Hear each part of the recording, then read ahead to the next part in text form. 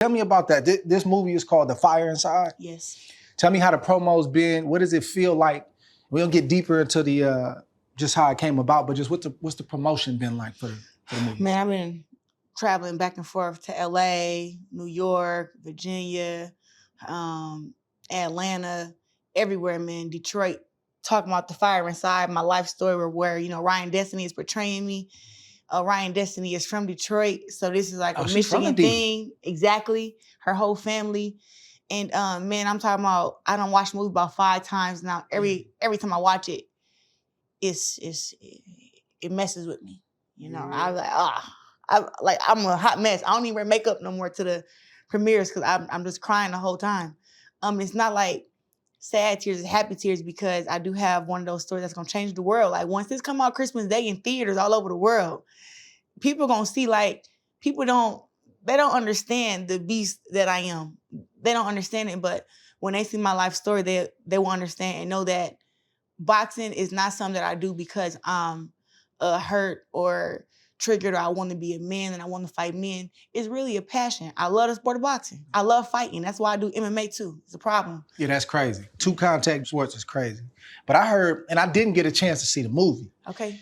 But I'm gonna go see it with the family. They said Ryan Destiny, from what I've heard, man, she killed your role. I heard she's shadow boxing like you and everything. Listen, my biggest thing when they told me they was doing a biopic about me, I said, this is not a Rocky movie. Don't play with my boxing. Yeah, don't play with it. It's a lot of things that I think I'm great at whatever I put my mind to, but I said I was great at boxing the easiest. So we're not gonna make it look like I'm not great at that in the movie. So if you're gonna get somebody, she gotta train, she gotta be built, she gotta know, like, I ran a lot, I do push-ups, I do crunches, I'm super athletic, let's get this right. Yeah, we talking about it now, so we're gonna get into it. How did the movie come about? You know what? So if we go way back, 2010, I was getting ready for the Olympics 2012. I was 15. A lady named Sue J. Johnson started following me around. Sue J. Johnson, Zach Canterbury, and Dre Cooper. That's when the documentary T-Rex came out, when I won the first Olympic gold. So it followed me up to from the time I was 16 all the way to about 19 years old. It didn't cover the second Olympics. It only showed you the lead up and what happened after the Olympics, and how basically my life didn't change that much after being Olympic champ, being the first woman to do it for America. It didn't change much. So it shows all that, the hard work, what it took to get there, me winning the gold medal, and then the aftermath. It shows that. So I'm getting ready for 2016 Olympics, the returning Olympic champion.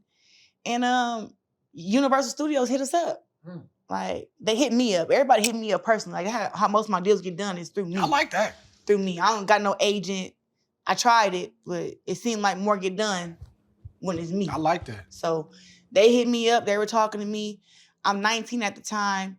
They like, do you have a lawyer? I'm like, no. They're like, we're gonna give you a lawyer. But I did have a lawyer. I just wanted somebody to look over him.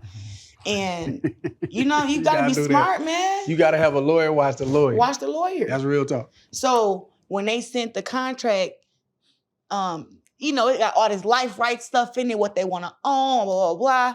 And I'm just very, very smart. So when I'm reading through the contract myself, I'm only looking at the stuff that's important. I'm not even at the money yet. Oh, you wanna own this many years?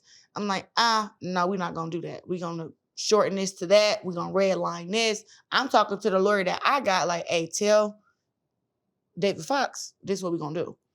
And we redlined all this stuff. It took us about 6-8 months before the contract got done. Even with the money part, when they first gave the money, I don't like that. I want more. I want to add this. I want to add that. I'm like, if this do come out in theaters, because we didn't know what the movie would do. What would the interest be? We didn't know if I would go back to it. Well, I knew, but they didn't know if I would go back to the Olympics and win again. We didn't know this stuff. Now that number got to go up. I win another gold medal. It's a different. Exactly. So it's like, hey, we gotta. Yeah. So we got the money up. The deal got done, and then I met with Barry Jenkins, who was the writer. I asked so many questions. I asked him, I said, so what is your take on my story? Like, what is your perspective? And then he gave me his spiel, and I said, you was almost right. You got some things wrong. This is what you got wrong. And I talked to him. We talked about 4 hours. And I said, this is what I want people to know, people to understand. I don't want my story twisted like this, like that. And just my biggest thing was, I don't want no pity party. You know, a lot of things happened to me growing up as a kid, but I have a resilient life story. I don't want nobody leaving the movie theater feeling sad and sorry for me. No, I have a powerful story. It's very resilient, and I wanted them to portray that and to know that I felt that way. And then they also asked me where does the confidence come from? I said, come from hard work. Right. That's it. It's not self-proclaimed confidence, you know. The best way that I can put confidence is Floyd Mayweather and Adrian Broner. That's how I tell people. I'm like, to me, one of them is arrogant, one of them is confident. And to me, the arrogant one is the one who got all the potential in the world and talk that good talk, but he don't work hard. And then you got one who talk and do everything, super confident, but work like a maniac. Back it up. So that's how I explain to them, I'm not arrogant, I'm confident.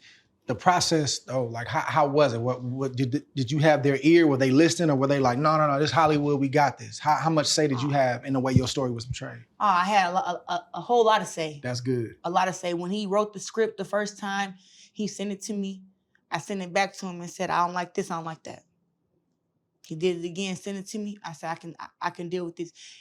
Working with Barry was very easy because he knew about me already. He didn't have a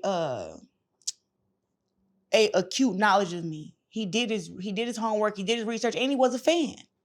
So the fact that he was a fan and had read these articles and knew about me, people was always putting out this angry black woman stuff or whatever the case may be, but he saw through that and he seen the realness of, no, this girl just loved boxing. This girl just really had to fight through some stuff to get to where she at. And people may not know it back then, but he knew and I knew and people close to me knew this is bigger than boxing, what I'm going to do. It's way bigger than boxing. And that's why we have this movie about my life coming out Christmas Day.